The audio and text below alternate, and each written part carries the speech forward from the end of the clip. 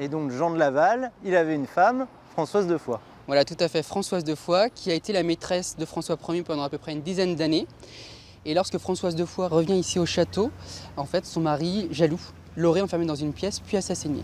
Alors justement, donc Françoise de Foix, elle avait des petites techniques pour séduire le roi de France. Certains disent qu'il s'agit d'un petit bonbon, d'un chocolat. Je vous propose d'aller voir un peu plus loin un chocolatier qui les fabrique encore. Bonjour. Merci. Eh bien Nicolas, aujourd'hui je vais te faire vivre un grand moment de ta vie. Je vais te faire voir ce que c'est que les Françoises de Foix. Tu vas les fabriquer avec moi. Ah, bah allez. Si tu veux bien. Bon alors là je vais vous faire voir. C'est une ganache pralinée au beurre frais. Le praliné c'est fait avec les noisettes qui sont broyées, qui sont ensuite mélangées avec du beurre frais et de la couverture de chocolat. Bon après on chemise ces petits gobelets. Et d'accord, et ensuite on en prend un peu. Ok. Et t'en mets autour comme ça. Comme ça, hop.